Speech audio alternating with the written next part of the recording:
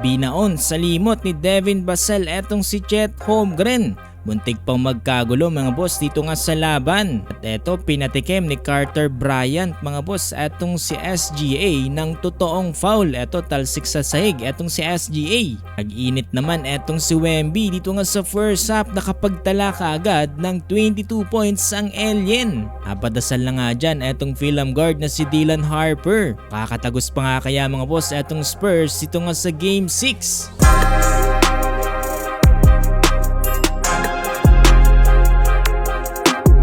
Do or die matchup mga boss dito nga ng San Antonio Spurs kontra nga dito sa Oklahoma City Thunder. Kakaalaman na kung sinong ipapadala sa Boracay. Starting lineup for the San Antonio Spurs atong sila De'Aaron Fox, Stephon Castle, Devin Vassell, Julian Champagnie at atong si Victor Wembanyama. Para naman dito sa Oklahoma City Thunder atong sila Isaiah Hartenstein, Jared McCain, Shai Gilgeous-Alexander, Lu Dort at atong si Chet Holmgren. First quarter mga boss, eto binungadan agad ng tres dito nga ni Julian Champagnie etong OKC. Tapos sinagot din naman agad yan dito nga ni Isaiah Hartenstein yung ginagawa niya throughout the series etong kanyang teardrop. Rawag kayo mga boss, eto Victor Wembanyama, no hesitation, pull up 3 against nga dito kay Isaiah Hartenstein. Tapos yan, eto sinundan niya ng napaka-solid na block ni Wemby dito nga sa tira ni Jared McCain. Masyadong mainit etong si Wemby, another no hesitation from beyond the arc. That's 2 out of 2 from beyond the arc para sa alien, kaya naman napatawag ng early timeout etong ang OKC.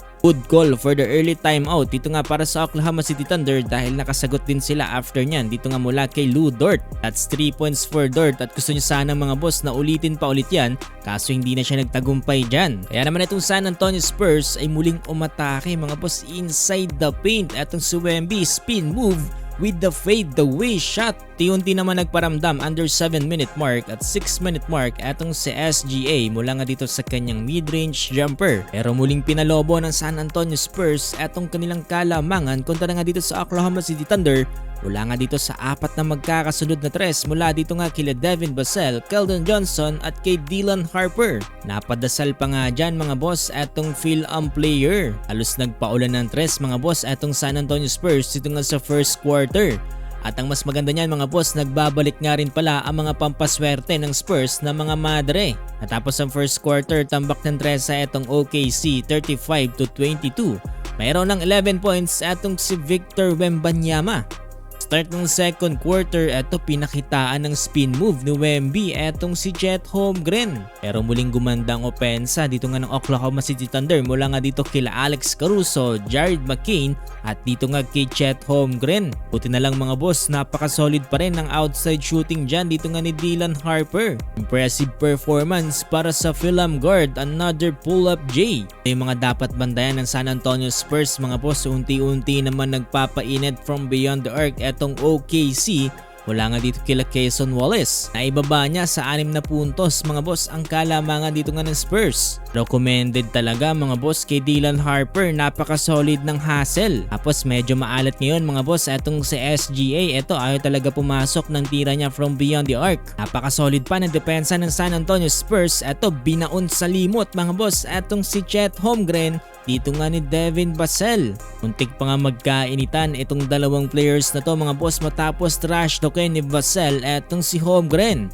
Hype na nga rin dyan mga boss etong bench ng San Antonio Spurs. Tapos sinundan pa ni Carter Bryant ng 200 slam. Hindi pa natatapos dyan etong si Bryant mga boss, eto pinatikim ng totoong balya etong si SGA. May simpleng pagkamagulang din talaga etong si Carter Bryant mga boss, eto talsik si SGA. Parang inaasar pa nga dito ni Carter Bryant etong si SGA na parang soft nga daw. Nawagan lang ng regular foul etong si Carter Bryant at hindi na umabot yan ng flagrant foul. Counted nga rin pala ang naipasok na tres dyan dito nga ni Wemby. Tapos sinundan pa yan, gandang putback dito nga sa mintes na tira ni De'Aaron Fox. 60-53 up by 7 eto ngang San Antonio Spurs at meron na nga dyang 22 points etong si Wemby. Bayan mo pa yan ng 6 rebounds with 2 steals and 1 block. Parabi etong si Wemby. So let's see mga boss kung may pagpapatuloy nga ba ng San Antonio Spurs ang kanilang momentum hanggang sa second half. Abang-abang lang kayo dito sa ating channel mga boss no para sa ating second upload. Nga pala mga boss, nakikisuyo ako sa inyo na pakilike po itong ating video at pakifollow na rin po sana mga boss itong ating page dahil magiging malaking bagay na po yan para sa ating channel. Maraming salamat talaga sa inyo mga boss.